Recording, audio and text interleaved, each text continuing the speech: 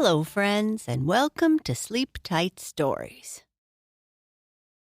Thank you to Lavinia for suggesting this character, and to Nora, Avery, Early, Yuki, Jean, Lucy, Libby, and all the other lovers of unicorns. We have another Bernice story for you. In this story, Bernice is already in bed and waiting for a story. Papa Bear tells a story about a unicorn named Sparkle. Sparkle is a young unicorn who loves to play with her friends.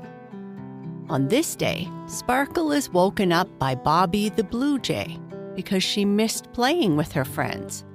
Bobby is wondering why she is still in bed. When Sparkle wakes up and gets out of bed, Bobby the Blue Jay starts acting strange. He suddenly flies off, and after a while, Bluebell shows up to talk to Sparkle. What could be wrong? Sparkle gets her stripes. "It's that time, Papa," said Bernice. "Time for me to go to sleep, I think," yawned her papa. "Is there room in your bed for all of us? You can't sleep in my bed. You're too big." "Oh, I don't know. I'm sure I could find room in there somewhere," Bernice's papa said with droopy eyelids. "But you might squish my friends, and they would be sad if you squished them." "I guess you are right, little bear." "Do you have enough energy to tell me a story?" Bernice asked. Stretching his arms and taking a deep breath, Papa Bear said, "I always have enough energy to tell you a story. It's my favorite time of the day." "Me too, Papa. But cookie time is also my favorite." "Yes, cookie and milk time is pretty special too. Are you comfy and warm?" "Yes, Papa." "How about Twigga, Wolfie, and Madeline? Are they ready for a story too?" "They sure are." "Good. Now close your eyes, little bear, as I do my very best to make up a story about unicorns and school." "I like unicorns, Papa, and I am super excited about school." "I know, little bear." Bernice cuddled with Twigga, Wolfie, and Madeline and closed her eyes. "Love you, Papa," whispered Bernice. "Love you too, little bear." Once upon a time, in a world full of magic and fun, there lived a young little unicorn named Sparkle. She lived in the mystical forest not far from Boo Boo, the brave little bear.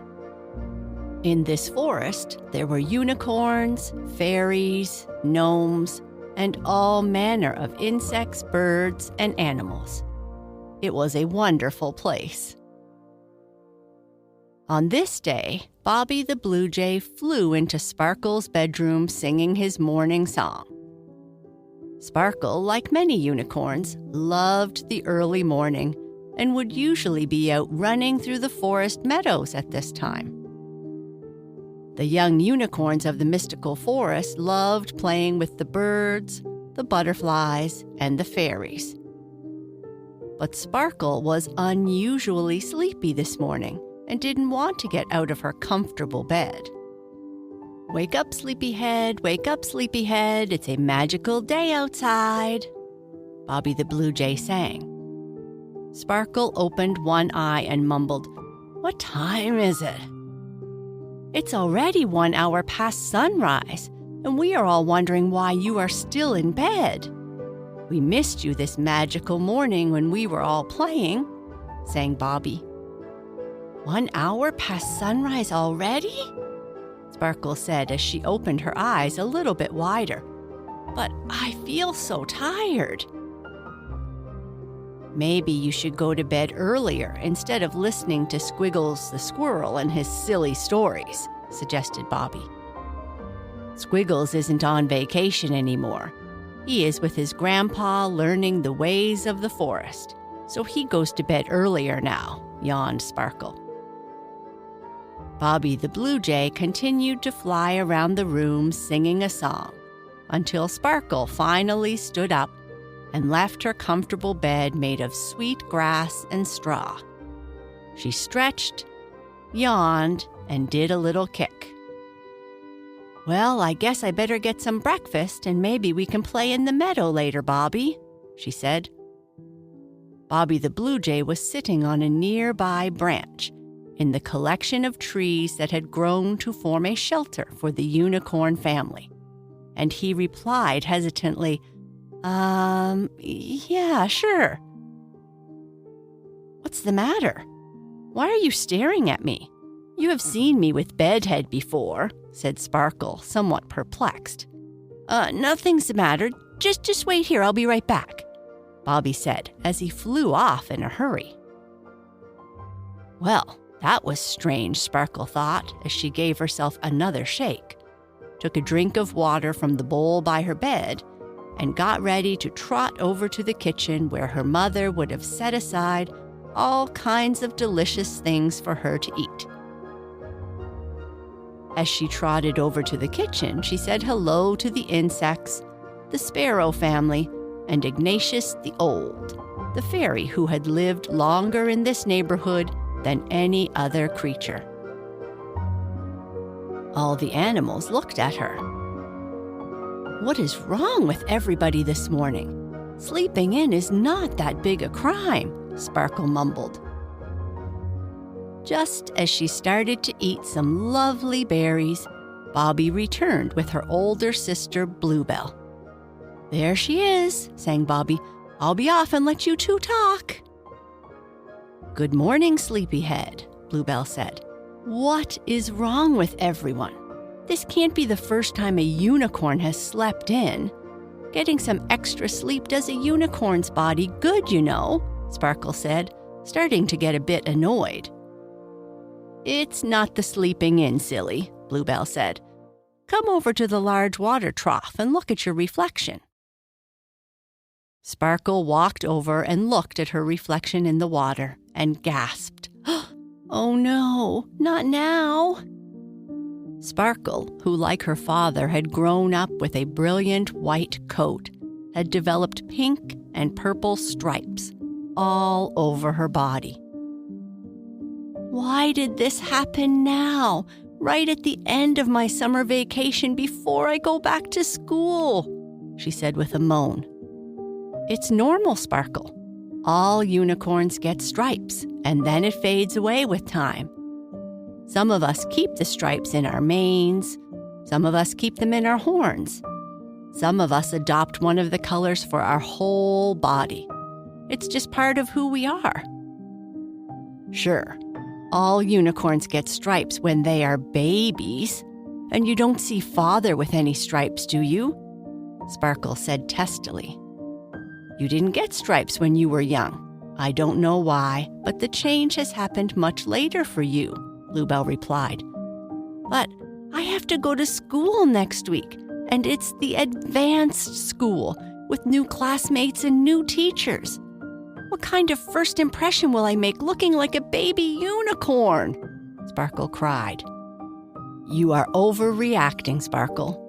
No one cares about what you look like. You might take more care brushing your teeth, though. You have seriously bad breath," Bluebell said, trying to lighten the mood a little bit. "Bad breath is the least of my problems," Sparkle said as she galloped out of the kitchen and down the forest trail away from their home. Sparkle was one of the fastest unicorns in the mystical forest, so there was little chance that Bluebell could catch her. Sparkle kept galloping until she came to a small clearing, a place where she sometimes went whenever she wanted some time alone to explore. She trotted in a circle around the clearing, thinking and snorting to herself. "How am I, the daughter of the great white unicorn Zane, going to face my new classmates looking like this?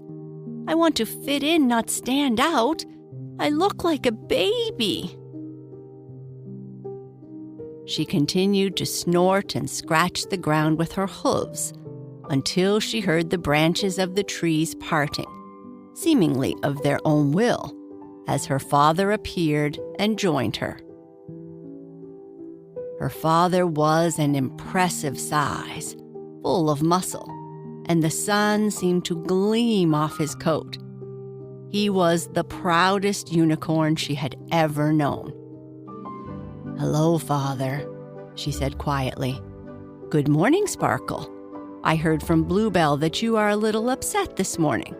What seems to be the problem?" he asked. "What seems to be the problem? It's pretty obvious what the problem is. I've gone from a gleaming white coat to pink and purple stripes. I look like a baby unicorn, and I have to go to school soon with new classmates and new teachers. What will they think? I will be teased by the older unicorns. I just know it," she said in a distressed voice. "I understand," he replied simply. "Understand? How can you understand? No one has ever got their stripes this late before." "That is true. Your experience is unique to you. But I have had a similar experience. Let me tell you a story. When I was just a young foal, I had my stripes for far longer than the other unicorns at school. Mine faded only slightly, while everyone else had settled into their final colors. I was very frustrated, and to make matters worse, there was one unicorn in my class who wasn't very nice. He would tease me all the time, Zane said. "What did you do?" Sparkle asked. "I went to the bathroom and cried," he replied matter-of-factly. With an incredibly surprised look, Sparkle said, "You cried, Father? But you are the bravest and strongest unicorn in this part of the mystical forest, and you never seem to get upset. Well, except for that one time when I galloped too far away, got lost, and Kai the dragon came and found me." "There is nothing wrong with crying, Sparkle, and I wasn't always this brave." "Well, what happened?" she asked. Old Master Sunburst saw that I was upset and just stood there with me and talked to me. I don't remember what all he said, but I do remember that he gave me some advice. He said that all unicorns are unique in their own way, that is something I must accept, and that I should be happy with who I am.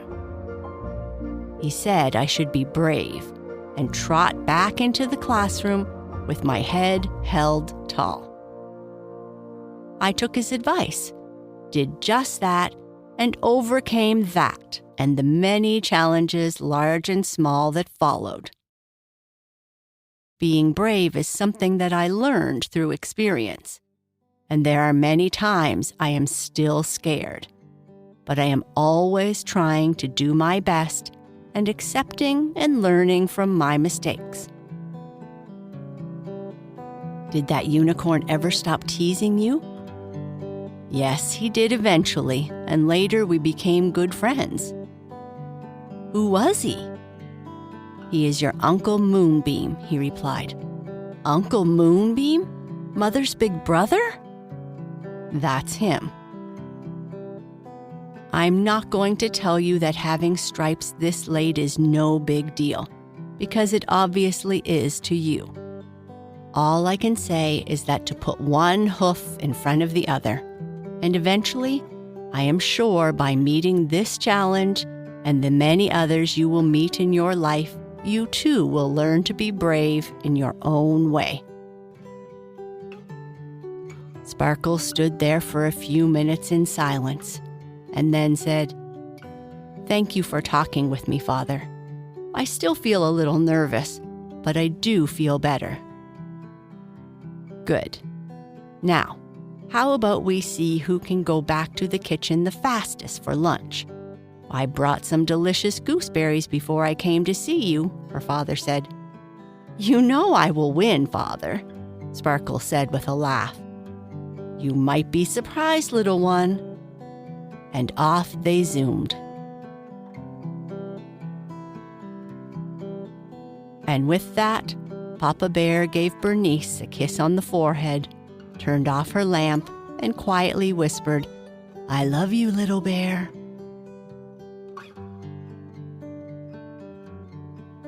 And that's the end of our story.